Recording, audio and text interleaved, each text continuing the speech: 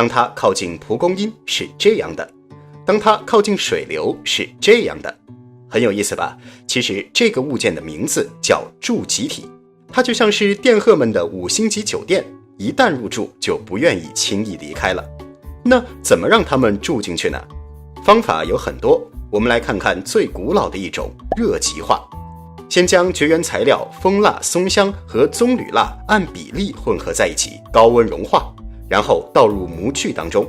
模具上的铝纸分别连接着高压电的2极。下面打开开关，在强电场中，材料内部的电荷会重新排列，最终降温凝固，也就有了2端分别带有正负电荷的住集体。为了测试它的效果，这位博主还专门制作了一个正电荷感应器。我们能看到，在距离大概25厘米时，灯泡会发光，而把正极翻过去，灯泡就熄灭了，很是神奇。要知道，这使用的还是最古老的材料。换上电阻率更高的聚乙烯，在距离61厘米时，灯泡就会亮。如果说你觉得比较复杂，那还有个更简单的起电盘，它由3部分组成。拿在手里的绝缘柄跟金属盘，以及放在桌子上的绝缘板，下面用绒布在绝缘板上摩擦摩擦，它就带上了负电荷。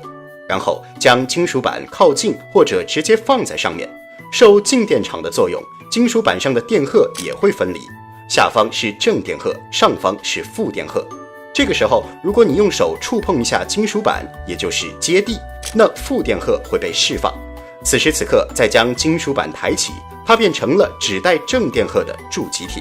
不过跟热极化相比，电荷的保存时间很短，只有几天。当然，住集体不仅有趣，也应用在了很多领域。